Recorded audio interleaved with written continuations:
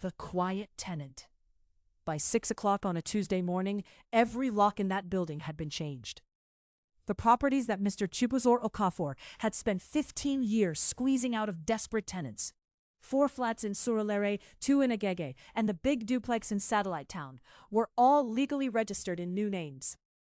His names were gone from every document, and he was standing at the gate of the Surulere property in his agbada, shouting at a gateman who did not recognize him because that gateman now worked for me. My name is Onyinye. I am a property lawyer. And for 3 years, I lived inside Mr. Okafor's scheme while I quietly, carefully, piece by piece, took it apart. Let me take you back to where this started, and I will show you exactly how it was done. I met Chibuzor Okafor in January, 2 years and 9 months before that Tuesday morning. He came into my firm's office in Victoria Island with a referral from a mutual contact. He wanted legal help managing a small property portfolio. He was charming. He wore good shoes. He smiled the way men smile when they believe you are already impressed. I was not impressed, but I was interested. Because within 20 minutes of reviewing his documents, I had already seen 3 things that did not add up. The first thing, several of his tenants had signed agreements that were not properly witnessed. Those agreements were technically unenforceable. He knew this. The clauses were too carefully worded for it to be accidental. He was using informal agreements on purpose, so that when he wanted a tenant gone, he could claim the tenancy had never been legally formalized. 2 of his properties showed improvement receipts signed by tenants, receipts for repairs the tenants had paid for themselves, and those receipts had been filed in his own name. He was claiming their expenditure as his capital investment. That is fraud, not a technicality, fraud. One of the tenants on his Agege property, a widow named Mrs. Obiageli, had signed something that she clearly did not understand. She had signed over a power of attorney for her flat, while believing she was signing a lease renewal. I recognized her name because she was my mother's church friend. I put that document down very carefully, and I decided that I would take this client. I told my colleague Emeka that I would personally handle the Okafor account. He thought I was being ambitious. I let him think that. Over the next 6 months, Chibuzor gave me access to everything, every lease, every receipt, every informal agreement, every back-channel side deal. He trusted me because I was good at my job, and because he believed that what I was doing was protecting him. I was protecting the record of every single thing he had done wrong. I requested originals under the guise of legal due diligence. I had copies of everything he thought only he possessed, and I built a file. I called it simply the property file. By the 8th month, that file was very thick. In March of the following year, Chibuzor tried to evict Mrs. Obiageli. She had lived in that Agege flat for 11 years. She was 63 years old. She had a grown son who worked shifts in Port Harcourt and could not always be there for her. Chibuzor sent a boy with a letter telling her her tenancy was expired and she had 30 days to leave. She called my mother, who called me. I went to see her on a Saturday. She showed me the letter and the document she had signed the year before, the power of attorney document. She said she thought she was signing for a 2-year extension. She was crying quietly and wiping her eyes with the edge of her wrapper. I told her not to worry. I told her I would handle it, and something settled inside me. Not anger, because anger makes you careless. Just clarity. I now knew this was not going to be just a file.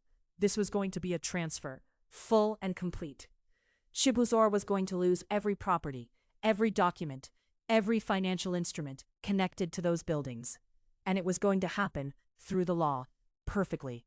I went back to the office on Monday, and I called my colleague Emeka. I also called a woman named Daisy, a forensic accountant I had worked with on a disputed estate case in Enugu 2 years before. And I called my uncle, Barrister Fidelis, who had 30 years of property law behind him and who did not like fraudsters at all. I told them everything. I told them about the file. Daisy said very quietly, "Onyinye, this man has been very busy." I said, "Yes, and so will we be."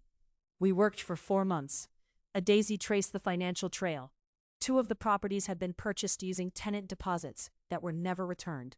Deposits held for years beyond the legal period, pooled quietly, and used as down payments. That is misappropriation of funds. She documented each one with dates and bank records. Meanwhile, Barrister Fidelis filed a challenge on behalf of Mrs. Obiageli against the fraudulent power of attorney.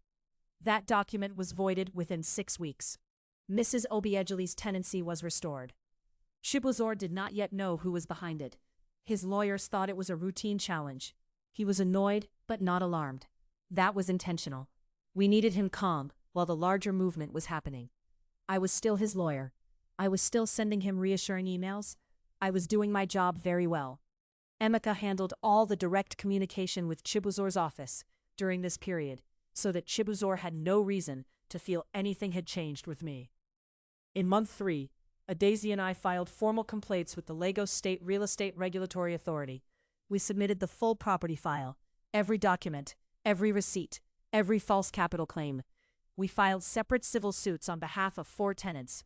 I had spoken to each of those 4 tenants individually. They did not know each other. They each thought they were taking their own small private action. None of them knew about the others yet. That was also intentional. We scheduled everything for the same week.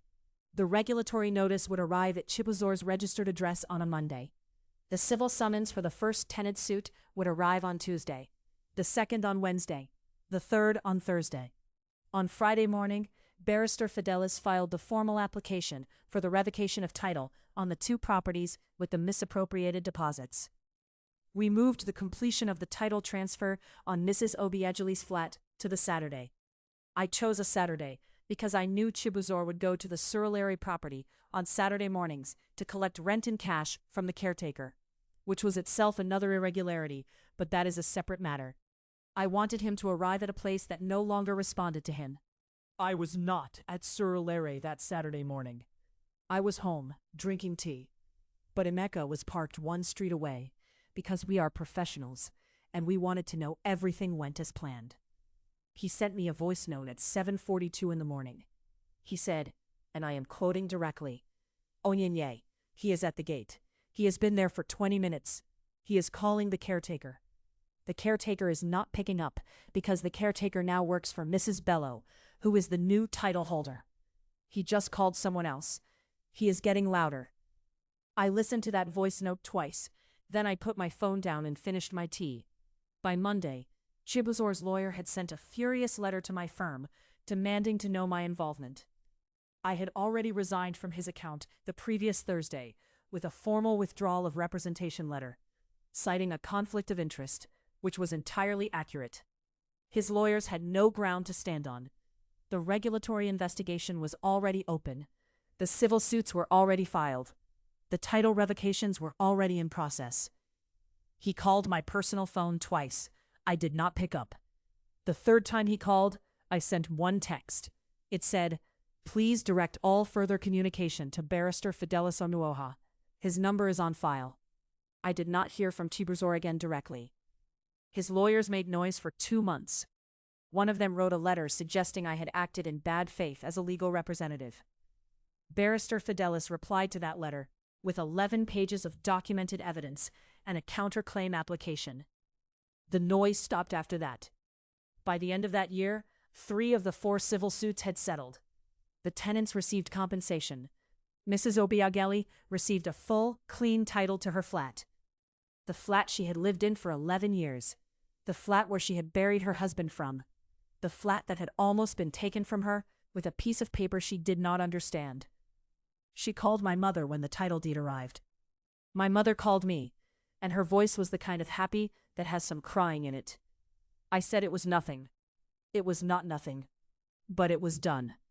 Chibuzor Okafor's property business no longer exists in Lagos. He relocated. I do not know where. I did not follow him there, because I had no reason to. The work was finished. That is what composed looks like. It does not look like shouting. It does not look like drama. It looks like a very thick file, a good team, and enough patience to wait for every piece to land exactly where it was aimed. People who exploit others often believe that the people they exploit are too small, too tired, or too scattered to fight back. They mistake silence for weakness. They mistake politeness for permission. They forget that some of us are simply waiting until the time is right. I am Onyinye. I am a property lawyer. And the next time someone comes into my office smiling with shoes that cost more than his conscience, I will be ready for that conversation too.